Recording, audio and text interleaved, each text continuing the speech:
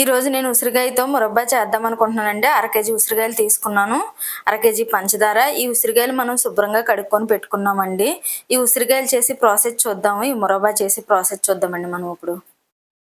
ఇంగోండి నేను ఉసిరికాయలు పెట్టాను. ఇయి మనం 10 నిమిషాలు ఆవిరి పెట్టుకోవాలండి. ఆయిల్‌లోనే పెట్టుకొని ఆవిరి పెట్టుకోవాలండి. 10 నిమిషాల్లో అయిపోతాయి ఇయి. నేను ఆవిరికి మూత పెట్టేస్తున్నానండి ఇంకా. ఇంగోండి 10 నిమిషాల తర్వాత చూద్దాం అన్నాం కదా మనము. 10 నిమిషాలు అయింది కదా! చూడండి నేను ఇలా గుచ్చితే ఈజీగా దిగిపోతుందండి. ఇంకా అయిపోయిందండి ఇది. నేను ఆపేస్తాను ఇంక ఇది. అయిపోయింది. ఇది చల్లారి పెట్టుకుందాం మనం. ఇంగోండి ఉసిరికాయ మురబ్బాకి పాకం పట్టుకుందాం మనము. కళాయి పొయ్యి మీద పెట్టుకున్నానండి. పంచదార వేసాను నేను. ఈ పంచదార కరగడానికి నేను హాఫ్ గ్లాస్ వాటర్ వేస్తున్నానండి. అది చల్లారి లోపల ఇది మనం పాకం రెడీ చేసుకుందాము. ఇంకో ఇలా కలుపుకోవాలండి.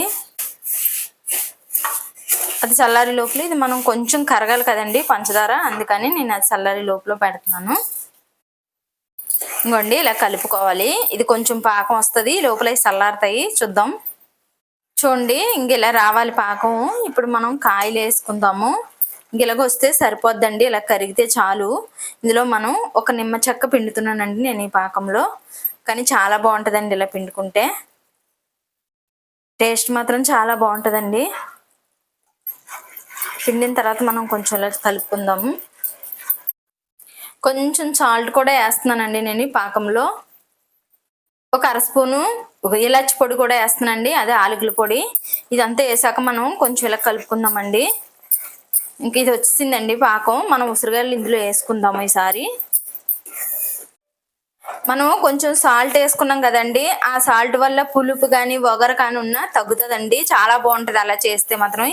ఈ స్వీట్ మొబర చేస్తే. ఇంకోండి మనము ఈ ఫోర్క్తో ఇలా ఘాట్లు పెట్టుకుంటే పాకం మాత్రం చాలా బాగా పీల్చుతుందండి. మనం ఇలా పెట్టుకుంటుంటుంటే ఈ లోపలికి కూడా పాకం వెళ్తుందండి. అందుకే నేను ఇలా చేస్తున్నానండి.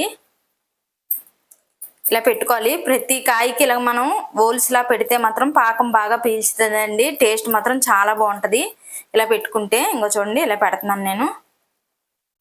ఇంకోండి పాకం మెలుగైంది కదా, నేను ఈ కాయలు వేసేస్తున్నానండి. ఈ కాయలు వేసిన తర్వాత మనం ఇలా కలుపుకోవాలండి బాగా. ఈ కాయలో ఉన్న నీరంతా దిగుతుందండి. మనం ఇలా కలుపుతూ ఉండాలి. ఒక 10 నిమిషాలు పడుతుందండి ఇది ఇలాగా పాకం వచ్చి లోపల. మళ్ళీ నీరంతా దిగాలి కదా. సిమ్లోనే పెట్టాలండి, హైలో ఉంచకూడదు. కాయలు వేసిన తర్వాత మళ్ళీ ఈ నీరంతా దిగి పాకం పొంగి ఇలాగ వచ్చేస్తుంది కాబట్టి మనం సిమ్లోనే ఉంచాలి. నేను ఇంక ఇది 10 నిమిషాలు ఉంచుదామండి. ఇంకోండి ఈ కలర్ వచ్చింది కదా, ఈ గోల్డ్ కలర్ వస్తే చాలండి. ఇంక నేను స్టవ్ ఆపేస్తున్నానండి. ఈ కన్సిస్టెన్సీలో వస్తే మాత్రం చాలా బాగుంటుందండి. ఇలా చేసుకుంటే మాత్రం చాలా బాగా ఇష్టంగా తింటారు. ఇంకా నేను ఇది అయిపోయిందండి, ఆపేస్తున్నాను స్టవ్.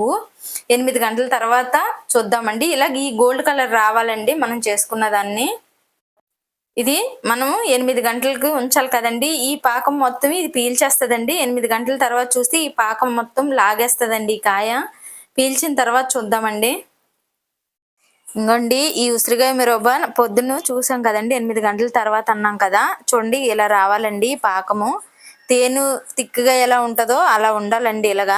ఇంత తిక్కుగా ఉంటే సరిపోనట్టేనండి పాకము. ఇలా చేసుకుంటే మాత్రం చాలా బాగుంటుంది. కాయ చూడండి మనం ఇలా పట్టుకుంటే ఇలా కారినట్టు ఉంటుందండి పాకము.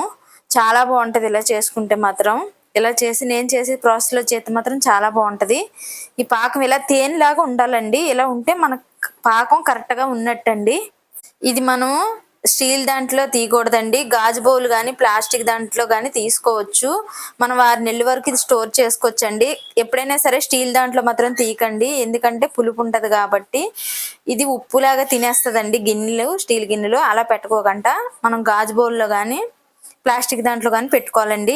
ఇది తీసుకొని 6 నెలలు స్టోర్ చేసుకోవచ్చండి మనం. ఇది 6 నెలల వరకు పాడవదండి. కాకపోతే నీళ్ళ తడి అది ఉండకూడదండి, బూజు వచ్చేస్తుంది. నీళ్ళ తగలకూడదు అసలు.